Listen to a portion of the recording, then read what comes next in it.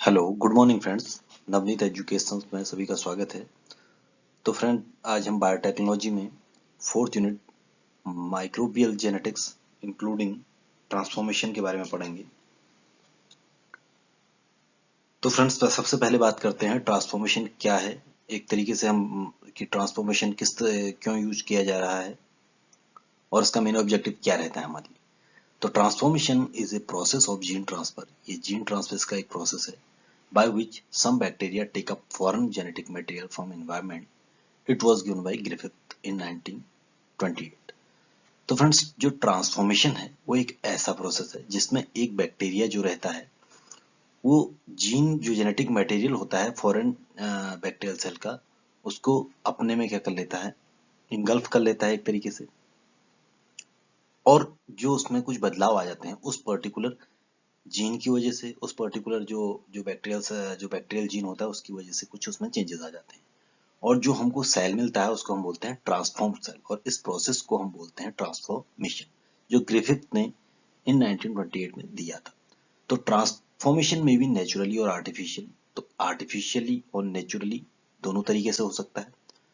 तो इसमें कुछ स्टेप्स इंक्लूड रहते हैं। जैसे सबसे पहले हम बात करेंगे bacterial cell having double standard DNA. अगर हमारे पास कोई बैक्टीरियल सेल है जिसमें डबल स्टैंडर्ड डीएनए है, वो क्या रहता है फ्रेंड्स, सिंगल स्टैंडर्ड डीएनए हमको मिलेगा bye the help of restriction enzyme. Restriction enzyme जो उसमें आपके प्रेजेंट हैं उसी सेल के अंदर, वहां पर रेस्ट्रिक्शन एंजाइम प्रेजेंट होते हैं और उसी से हमको सिंगल स्टैंडर्ड डीएनए हमको मिल जाता है। और जो वो नेकेड डीएनए होता है सिंगल स्टैंडर्ड फॉर्म, वो आपका दूसरे बैक्टीरियल सेल में क्या हो जाता है, चले जाता है, जिसको हम बोलते हैं कंपिटिटेंट सेल बोलते हैं। और वो उसी में जाएगा, उसी सेल में जाएगा अनदर बैक्टीरियल सेल हैविंग, जिसमें कंपिटिटेंट फैक्टर होगा, ठीक है, और उसमें एंटर कर जाएगा। एंटर करने के बाद जो नेक्स्ट स्टेप रहेगा उसमें क्या रहता है, जो फॉरेन डीएनए होगा बाइंड करेगा bind to homologous region. Homologous region के साथ जो रहेगा कहाँ पर, आपका जो दूसरी बैक्टीरियल सेल है उसमें जो डीएनए है उसके साथ वो क्या करेगा, बाइंड कर जाएगा। जो उसमें आपका डीएनए रहता है उसके साथ वो क्या करता है, बाइंड कर जाता है होमोलोगस रीजन की रिकॉग्निशन से, और अटैच टू ओरी, और ओरिजिन ऑफ रेप्लिकेशन पे क्या हो जाता है, अटैच हो जाता है। जो आपका जीन जो रहता है दूसरे बैक्टीरियल सेल का, जो फॉरेन बैक्टीरियल सेल का जो जीन रहता है वो आपका बैक्टीरियल सेल में चले जाता है, कंपिटिटेंट सेल में चले जाता है, और वहां पर अटैच जो होता है ओरी के साथ, ठीक है। अब वहां पर से क्या रहता है आपका, जो न्यू ट्रांसफॉर्म, जब उसके अंदर जब सेल डिवीजन होगा और जो एक तरीके से होस्ट सेल बन जाएगी। अब होस्ट सेल में जिस तरीके से जो प्रोसेस रहता है, जो वहां पर जो उसकी मशीनरी थी उसको यूज करेगा और उस तरीके से क्या रहता है, रेप्लिकेट होगा और रेप्लिकेशन होगा। जिस तरीके जब सेल डिवाइड होगा तो आपका वो भी क्या हो जाएगा, डिवाइड हो जाएगा, और जो नए सेल्स बनेंगे उसमें क्या हो जाएगा, वो उनमें उनमें कैरेक्टर्स आ जाएंगे जो हमारे पास फॉरेन जो बैक्टीरियल सेल था, जो हमारे पास फॉरेन जो जीन था, जहां से हमने बैक्टीरियल सेल से जो फॉरेन जीन लिया था उसके कैरेक्टर्स उसमें भी आ जाएंगे। तो इस प्रोसेस को हम बोलते हैं ट्रांसफॉर्मेशन। तो अगर ये होमोलोगस रीजन को, फ्रेंड्स एक कंडीशन होती है, अगर ये होमोलोगस रीजन को नहीं मिल पाता है तो वहां पर क्या हो जाएगा, आपका जो सिंगल स्टैंडर्ड डीएनए है वो डिग्रेड हो जाता है। वहां पर क्या हो जाएगा, डिग्रेड हो जाएगा। तो मीन्स होमोलोगस रीजन होना बहुत जरूरी है जो बैक्टीरियल सेल है, जो कंपिटिटेंट बैक्टीरियल सेल है, तभी जाके उसके साथ वो बाइंड करेगा। तो जो न्यू ट्रांसफॉर्म सेल जो रहेंगी उसमें न्यू कैरेक्टरिस्टिक आ जाएंगी बोथ बैक्टीरियल सेल्स की, दोनों बैक्टीरियल सेल्स की। इसे बोलते हैं हम ट्रांसफॉर्मेशन। ये प्रोसेस हमारी जो होती है ये ट्रांसफॉर्मेशन की प्रोसेस रहती है। अब बात करेंगे हम ट्रांसडक्शन की। तो ट्रांसडक्शन इज ए प्रोसेस, ये एक ऐसा प्रोसेस होता है in which genetic material of one bacteria, जिसमें जेनेटिक मटेरियल एक बैक्टीरिया से दूसरे बैक्टीरिया में ट्रांसफर होता है by the help of virus और by the help of phage या बैक्टीरियोफाज की हेल्प से क्या होता है, ये ट्रांसफर होता है। जैसे वहां पर हमारा क्या था, जो नेकेड जीन था वो डायरेक्टली कंपिटेंट सेल पे बाइंड हो रहा था और उसमें कंपिटेंट फैक्टर है तो वो क्या हो जाता है, उसके अंदर एंटर कर जाता है। और यहाँ पर क्या रहेगा, आपका बैक्टीरियोफेज काम करेगा, यहाँ पर जो फेज होगा वो काम करेगा उसको ट्रांसफर करने के लिए। इसको जो डिस्कवर किया था जिंडर एंड जोशुआ लीडरबर्ग इन 1952 में, इसको क्या किया था, डिस्कवर किया था। तो इसमें हमारे पास जैसे डोनर से बैक्टीरियल सेल है, तो डोनर बैक्टीरियल सेल जिसमें से जीन ट्रांसफर हुआ है, तो ट्रांसफर जीन किससे ट्रांसफर हुआ, फेज से ट्रांसफर हुआ, जो फाज होता है उससे ट्रांसफर हुआ। उसका ट्रांसफर होने के बाद वो रिसीवल बैक्टीरिया सेल पे क्या हो जाएगा, चले जाएगा, उसके अंदर एंटर हो जाएगा। तो यहाँ पर ट्रांसडक्शन दो तरीके से होते हैं, एक होता है जनरलाइज्ड, एक होता है स्पेशलाइज्ड। जनरलाइज्ड की बात करते हैं तो यहाँ पर लाइटिक साइकिल जो होती है इन्वॉल्व होता है। लाइटिक मीन्स कहीं ना कहीं सेल क्या हो रहा है, टूट रहा है, तो लाइसिस हो रहा है बैक्टीरियल सेल का और बस्ट हो रही है, और उसके बाद क्या हो रहा है, आपको जो जीन है चेंजेस वो आपको ट्रांसफॉर्म मिल रहा है। स्पेशलाइज्ड में क्या रहेगा, involve lysogenic cycle, lysogenic cycle रहती है।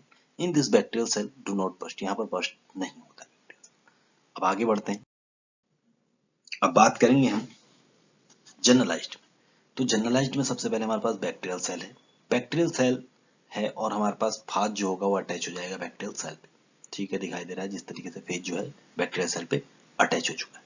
अटैच होने के बाद जो अपना जीन है, जो अपना आपका जो जेनेटिक मटेरियल है वो क्या होगा, फाज उसके अंदर ट्रांसफर कर देगा। ट्रांसफर करने के बाद क्या हो जाएगा, ब्रेक डाउन हो जाएगा, डाइजेशन हो जाएगा बाय द हेल्प ऑफ जो आपके पास रेस्ट्रिक्शन एंजाइम वहां पर प्रेजेंट रहते हैं। फिर उसके बाद क्या होता है, जो फेज होता है, फेज और आपका जो बैक्टीरियल जो सेल का आपका जो डीएनए है वो कंबाइंड हो जाता है, और उसके बाद लाइसिस होने लगती है। लाइसिस होगी तो phage containing pure bacterial cell. अब यहाँ पर जो बैक्टीरिया का सेल, जो बैक्टीरिया रहेगा उसमें हमारे पास क्या रहेगा, प्योर बैक्टीरिया का डीएनए, बैक्टीरिया का जेनेटिक मैटर रहेगा। जो फाज हमको लाइसिस होने के बाद मिलता है, यहाँ पर उसमें प्योर बैक्टीरियल जो जेनेटिक मटेरियल होता है वो उसमें मिलेगा हमको। वो प्योर जेनेटिक मटेरियल फिर जो हमारे पास फेज जो बने हुए हैं वो क्या करेंगे, दूसरे सेल पे जो हमारा न्यू सेल्स है वहां पर अटैच हो जाएगा। अटैच होने के बाद जो वहां पर जेनेटिक मटेरियल रहेगा सेल का, उसके अंदर क्या हो जाएगा, एंटर कर जाएगा। जो आपका डीएनए है फेज में वो आपका न्यू सेल्स के अंदर एंटर कर जाएगा, और वहां पर न्यू डीएनए भी होगा, और न्यू डीएनए के साथ कंबाइंड होकर रिकम्बिनेंट डीएनए बनाएगा। एक रिकम्बिनेंट डीएनए बनाएगा जो एक पहली बैक्टीरिया से और दूसरे बैक्टीरिया में क्या हो जाएगा, बनेगा। दो बैक्टीरियल्स का आपका डीएनए जब हम कंबाइन कर रहे हैं तो रिकम्बिनेंट डीएनए बनेगा, और रिकम्बिनेंट डीएनए बनने के बाद हमारे पास क्या मिलेगा, जो भी नई सेल्स हमको डिवाइड होकर मिलेंगी उसमें सब दोनों कैरेक्टरिस्टिक्स आ जाएंगी, दोनों सेल्स की, दोनों बैक्टीरियल सेल्स की इसमें क्या आ जाएंगी, कैरेक्टरिस्टिक आ जाएगी। तो new cell obtain with both characteristic only pure bacterial DNA involve. इसमें सिर्फ प्योर बैक्टीरियल डीएनए ही मिलेगा, इसमें आपका फेज का कोई डीएनए नहीं आएगा, इसमें सिर्फ आपका प्योर बैक्टीरियल डीएनए आपको इसमें इन्वॉल्व होता है। ये आपका होता है जनरलाइज्ड। अब आएगा स्पेशलाइज्ड में, बैक्टीरियल सेल लेंगे, phage attached on cell, cell के ऊपर फेज क्या हो जाएगा, अटैच हो जाएगा। अब फेज से क्या होगा, आपका जो उसका मटेरियल है वो इनसाइड आ जाएगा, और अंदर क्या होगा, डाइजेशन होगा। Phase containing viral and bacterial DNA. अब वायरल और बैक्टीरियल डीएनए दोनों रहेंगे फेज में। अब वो किसी नई सेल पे ऐड होगा, नई सेल पे जैसे ही अटैच होगा तो वहां पर रिकम्बिनेंट डीएनए बनेगा, जिसमें आपका फेज का जो आपका बैक्टीरियोफेज है उसका आपका जीन रहेगा, बैक्टीरिया का जीन रहेगा, और जो आपका हमने जो नया बैक्टीरिया है उसका भी जीन रहेगा।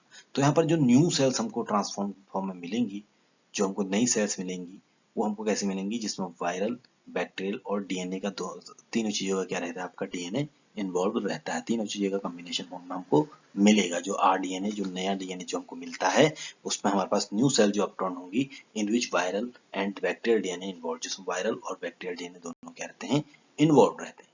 तो ये हमारे पास स्पेशलाइज्ड फॉर्म तरीके, जो स्पेशलाइज्ड हमारे पास क्या हो जाएगा, प्रोसेस हो जाएगा। ये स्पेशलाइज्ड जो टाइप रहता है ट्रांसडक्शन का इस तरीके से था। तो जनरलाइज्ड और स्पेशलाइज्ड इस तरीके से रहते हैं। अब आगे बढ़ते हैं फ्रेंड्स, आगे बात करते हैं हम जो हमारा नेक्स्ट स्टेप रहेगा कंजुगेशन का। तो कंजुगेशन क्या होता है, conjugation is defined as a process, ये एक ऐसी प्रोसेस है by which one bacterium transfer genetic material, जिसमें एक बैक्टीरिया जो होता है वो जेनेटिक मटेरियल ट्रांसफर तो करता है लेकिन एक लिंक बनाता है, फॉर्मेशन, एक ब्रिज बनाता है। इस ब्रिज को हम कई बार क्या बोलते हैं, सेक्स पिलाई भी बोलते हैं इसको हम। एक तरीके से कंबाइंड होता है, मीन्स अटैच्ड होते हैं, अटैच होता है तो इसलिए हम इसको सेक्स पिलाई बोलते हैं, या एक ब्रिज फॉर्मेशन करता है। तो in this transfer of fertility factor occur, यहाँ पर फर्टिलिटी फैक्टर का ट्रांसफर होता है।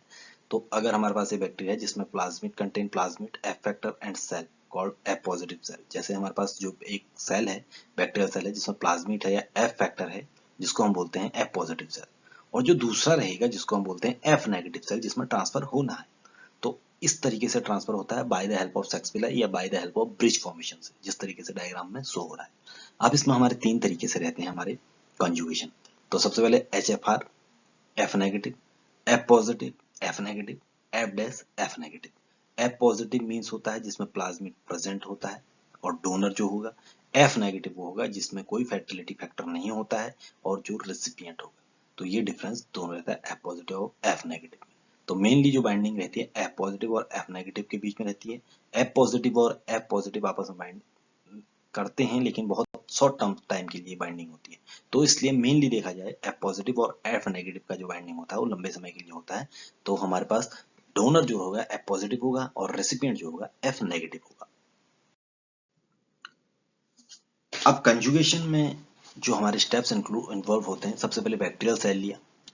बैक्टीरियल सेल कैसा होगा जिसमें F पॉजिटिव जो डोनर है, जिसमें क्या होगा आपका फर्टिलिटी प्लाज्मिड होगा जिसमें प्रेजेंट, फर्टिलिटी फैक्टर जिसमें प्रेजेंट है। एक बैक्टीरियल सेल्स होगा जो F नेगेटिव रिसीवर होगा। ठीक है फ्रेंड। अब हमारे पास क्या रहेंगे, दोनों सेल आपस में बाइंड करेंगे बाय द हेल्प ऑफ एक ब्रिज बनेगा या जिसको हम सेक्स पिलाई बोलेंगे। यहाँ पर क्या होगा, जो आपका डीएनए जो आपका प्लाज्मिड होगा वो कट होगा bye the help of relaxes enzyme. यहाँ पर एक रिलैक्सेज एंजाइम रहेगा, वो सेल के अंदर रहता है। सेल के अंदर से क्या होगा, वो वहीं कटेगा, आपका जो प्लाज्मिड होगा उसकी कट हो जाएगी। कट करने के बाद जो प्लाज्मिड उसका एक स्ट्रैंड तो सेल के अंदर रहेगा, एक स्ट्रैंड क्या रहेगा दूसरा सेल जो रिसीवर सेल है उसमें चले जाएगा bye the help of sex पिलाई। सेक्स पिलाई डिटैच जैसे ही एंटर हो जाएगा स्ट्रैंड, तो सेक्स पिलाई क्या हो जाएगा, बंद हो जाएगा। जो ब्रिज होगा वो डिस्कनेक्ट हो जाएगा, आपस में दोनों क्या हो जाएंगे, डिटैच हो जाएंगे।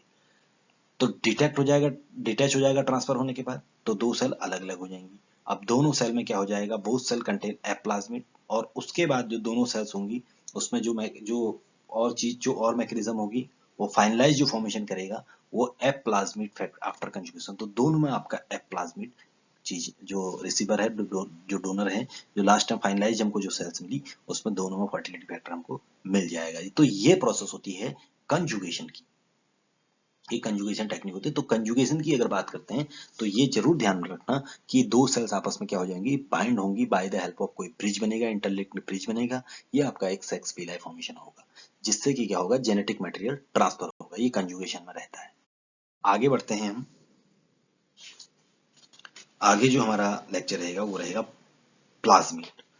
तो फ्रेंड्स प्लाज्मिड हमने पहले भी पढ़ा हुआ है कि प्लाज्मिड क्या होती है। अगर प्लाज्मिड की बात करते हैं तो एक एक्स्ट्रा क्रोमोसोमल पार्ट है, किसी भी बैक्टीरिया में प्रेजेंट रहता है।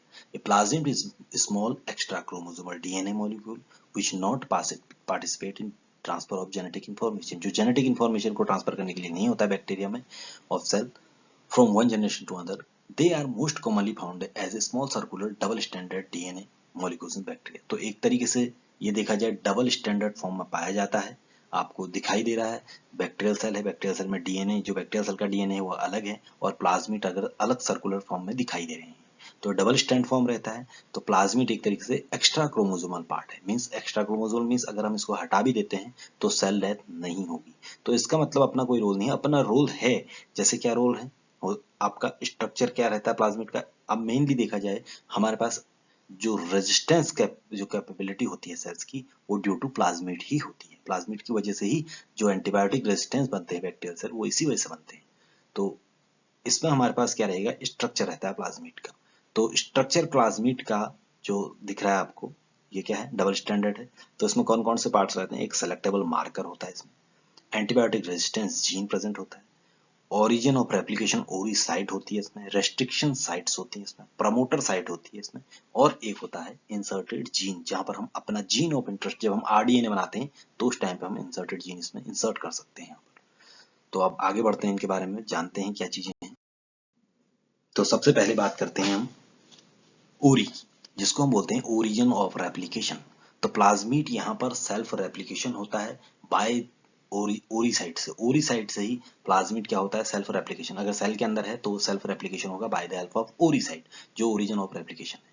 तो ओरी का काम क्या रहता है, ओरिजिन ऑफ रेप्लिकेशन करने का रहता है। Antibiotic resistance gene, antibiotic resistance genes क्या होते हैं, जैसे हमारे पास अलग अलग तरीके की एंटीबायोटिक्स होती हैं, उनके लिए जो जीन रिस्पॉन्सिबल रहता है उसको एक तरीके से क्या करता है, जो रजिस्ट करता है, उसको जो रोकता है, एंटर नहीं करने देगा, तो वो हमारा एंटीबायोटिक रेजिस्टेंस जीन होता है। The gene help bacterial cell against various antibiotics, जो वेरियस एंटीबायोटिक्स जो हमारे पास बनते हैं उनको क्या करता है, रजिस्ट करता है and make a bacterial survivability, और बैक्टीरियल सर्वाइबिलिटी को बढ़ाता है। एक तरीके से देखा जाए बैक्टीरिया में डिफेंसिव मैकेनिज्म करता है, बैक्टीरिया को किल नहीं होने देगा किसी एंटीबायोटिक से। तो ये क्या करता है, एक तरीके से एंटीबायोटिक रेजिस्टेंस जीन तो यहाँ पर प्रेजेंट होता है। तो प्लाज्मिड ही आपका एंटीबायोटिक रेजिस्टेंस जीन के लिए रिस्पॉन्सिबल रहता है। जो रेजिस्टेंस बनती है, ड्रग रेजिस्टेंस बन जाता है, जो एंटीबायोटिक रेजिस्टेंस बन जाता है, वो इसी वजह से बनता है क्योंकि वहां पर प्लाज्मिड रहता है। अब आएगा selectable marker. This help to differentiate bacterial cell and also help for recognition. ये सेलेक्ट करने, मार्कर क्या होता है, मार्कर से हम किसी भी चीज को पता कर सकते हैं, ये मार्क किया हुआ है। तो यही चीज होती है, मार्कर जो रहता है ये डिफरेंशिएट करने के लिए, बैक्टीरियल सेल को डिफरेंशिएट करने के लिए, अगर हम कॉलोनी उठानी है हमने, तो bye the help of selectable marker, हम सेलेक्टेबल मार्कर को रिकॉग्नाइज करने से हम क्या कर सकते हैं, उस पर्टिकुलर बैक्टीरिया, उस पर्टिकुलर सेल को हम क्या कर सकते हैं, वहां पर से उठा सकते हैं, यूज कर सकते हैं। तो हम उस कॉलोनी से वो पर्टिकुलर अगर कॉलोनी है और कई तरीके से उसमें बैक्टीरियल सेल हैं, तो अगर उसमें सेलेक्टेबल मार्कर प्रेजेंट है, तो bye the help of selectable marker हम रिकॉग्नाइज कर सकते हैं उस पर्टिकुलर सेल को। अब बात करते हैं प्रमोटर की। प्रमोटर मीन्स क्या होता है, जो प्रमोट कर रहा है। अब प्रमोट किस लिए कर रहा है, प्रोटीन सिंथेसिस के लिए, जीन एक्सप्रेशन और प्रोटीन सिंथेसिस के लिए। ये प्रोटीन सिंथेसिस या जीन एक्सप्रेशन क्या होता है, जीन एक्सप्रेशन मीन्स होता है प्रोटीन को सिंथेसाइज करना। जिस तरीके से जैसे हम क्या करते हैं, रिकम्बिनेंट डीएनए टेक्नोलॉजी में हम इंसुलिन फॉर्मेशन करते हैं, तो वहां पर जो प्रमोटर रीजन होता है वो क्या करता है, आरएनए फॉर्मेशन होगा, आरएनए के बाद आपका प्रोटीन फॉर्मेशन होगा। तो प्रोमोटर क्या करता है, प्रोटीन को सिंथेसिस करने के लिए रिस्पॉन्सिबल होता है। तो देखा जाए जो प्रमोटर होगा किसी भी प्लाज्मिड में, वो जिस समय हम जब हम प्लाज्मिड में हम क्या करते हैं, जीन ऑफ इंटरेस्ट डालते हैं, और हम ये चाहते हैं कि उस जीन ऑफ इंटरेस्ट से हमारा पर्टिकुलर जो प्रोटीन है जो हमको जरूरत है वो बने। तो बनेगा कैसे, जो उसमें प्रोमोटर रीजन है वो उसके लिए रिस्पॉन्सिबल रहता है। तो प्रमोटर रीजन का मेन रोल यही रहता है कि वो क्या करता है, एक तरीके से प्रोटीन सिंथेसिस के लिए, जीन एक्सप्रेशन के लिए काम करता है। इंसर्टेड जीन क्या रहेगा, जीन ऑफ इंटरेस्ट। जो हमने जीन ऑफ इंटरेस्ट, जैसे मान लो मैंने इंसुलिन बनाना है, इंसुलिन फॉर्मेशन कर रहा है, तो हमको पता है कि इंसुलिन हमारे पास क्या रहता है, बीटा सेल से हमारा क्या होता है, इंसुलिन फॉर्मेशन। तो बीटा सेल से हम जो डीएनए, जीन ऑफ इंटरेस्ट हमने सेपरेट किया हुआ है, वो हम क्या करेंगे, प्लाज्मिड के जो हमारे पास इंसर्टेड, जहां पर इंसर्ट कर सकते हैं वहां पर हम उसको अटैच कर देंगे। तो उसी से हमारा क्या होता है, प्रोटीन सिंथेसिस होता है। तो इंसर्टेड जीन वहां पर लगाया जाता है जहां पर इंसर्ट किया जा सकता है जीन को। रेस्ट्रिक्शन साइट क्या होती है, this is the portion where restriction endonuclease enzyme work.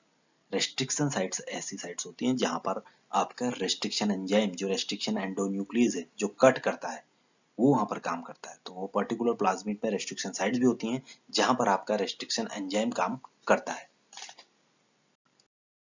अब आगे बात करेंगे, आगे जो हमारे पास रहेगा उसे हम बोलते हैं ट्रांसपोजोन्स। ये ट्रांसपोजोन्स क्या होते हैं, ट्रांसपोजोन्स आर सीक्वेंस, ये ऐसी सीक्वेंस होती हैं, डीएनए की ऐसी सीक्वेंस होती हैं जिसमें हमारे पास क्या रहेगा, डेट मूव और जंप, जो मूव करती हैं और जंप करती हैं from one location to another. एक लोकेशन से दूसरी जगह पे वो क्या करता है, जंप करता है। इस जंप करने का मतलब ये है कि जीन एक ही होगा, आपका जो डीएनए सीक्वेंस होगी वो एक ही होगी, लेकिन एक पर्टिकुलर पोजीशन से दूसरे पोजीशन पे क्या होता है, जंप कर जाता है। तो इसको हम बोलते हैं ट्रांसपोजोन्स। तो एक ही सेल के अंदर होगा, जो मैकेनिज्म होगा ये एक ही सेल के अंदर होगा, और इसी में क्या होता है, चेंजेस आने लग जाते हैं। इसकी वजह से जो मेन प्रॉब्लम इसकी वजह से आती है वो मेनली म्यूटेशन आता है। जो म्यूटेशन आता है वो इसी की वजह से आता है, ट्रांसपोजोन्स की वजह से। इसमें क्या होता है, हमारे पास जो डीएनए में जो हमारे पास सीक्वेंस है उसमें क्या होता है, चेंजेस होने लग जाते हैं। वो क्या होता है आपका, ट्रांसपोजोन्स की वजह से एक जगह से जो सीक्वेंस है वो दूसरी जगह पे चलेगी। तो यहाँ पर कैसे रहता है काम, तो यहाँ पर ट्रांसपोजेस एंजाइम होता है। ट्रांसपोजेस एंजाइम क्या करता है, कट करता है डीएनए को उस पर्टिकुलर पोर्शन से, और ट्रांसपोजोन को जो आपका जो कट होके जो डीएनए जो सेपरेट हुआ है वो क्या करता है, जो दूसरी जगह पर बाइंड कर जाएगा, आगे जगह पर जो होगी उस वहां पर बाइंड कर जाएगा। और जो हीलिंग होती है, जो डीएनए फिर से प्रॉपर डीएनए फॉर्मेशन हो जाएगा bye the help of ligase enzyme, वो क्या होता है उससे अटैच हो जाता है, और एंजाइम भी यहाँ पर काम करेंगे। तो ट्रांसपोजोन्स एक तरीके से क्या करता है, मेनली देखा जाए तो म्यूटेशन के लिए रिस्पॉन्सिबल रहता है। तो इसको हम जंपिंग जीन भी बोलते हैं, जो जंप करते हैं। तो jump from one place to another, so called jumping gene. तो इसको हम जंपिंग जीन इसलिए बोलते हैं। तो ट्रांसपोजोन्स का मेन काम क्या रहता है, ये जीन ट्रांसफर के लिए हेल्प करता है, vital role for gene transport. The cause mutations, mutations जो चेंजेस आते हैं जीन्स में, जो डीएनए में चेंजेस आ जाते हैं, वहां पर ये ट्रांसपोजोन्स का मेन रोल रहता है। It also cause termination of protein, और टर्मिनेशन करता है प्रोटीन का, जो प्रोटीन सिंथेसिस होती है उसको रोकने का काम भी हमारे पास ट्रांसपोजोन्स करते हैं। अगर चेंज हो जाएगा, अगर सीक्वेंस ही चेंज हो जाएगी तो क्या हो जाएगा, प्रोटीन अपने आप क्या हो जाएगा, बंद हो जाएगा बनना। तो एक तरीके से टर्मिनेशन भी करता है। तो फ्रेंड्स यहाँ पर हमारा ट्रांसपोजोन्स और जितने भी हमारे जो जेनेटिक हमारा ऑर्गेनाइजेशन है वो कंप्लीट हो जाता है। तो ट्रांसडक्शन, ट्रांसफॉर्मेशन, ट्रांसपोजोन्स, प्लाज्मिड, ये सारी चीजें हमने इस लेक्चर में कवर किया हुआ है। तो फ्रेंड्स अगर आपको समझ में आया है तो आप जरूर लाइक जरूर करें, शेयर जरूर करें, कमेंट करें। और फ्रेंड्स अगर कोई डाउट ऐसा है आपको जो समझ में नहीं आया है इस लेक्चर में, तो आप मुझे कमेंट कर सकते हैं और उससे जाके हम उसको क्लियर कर लेंगे। तो फ्रेंड्स अगले लेक्चर में मिलते हैं। आज का लेक्चर यहीं पर ही कंप्लीट करते हैं। Okay, thank you.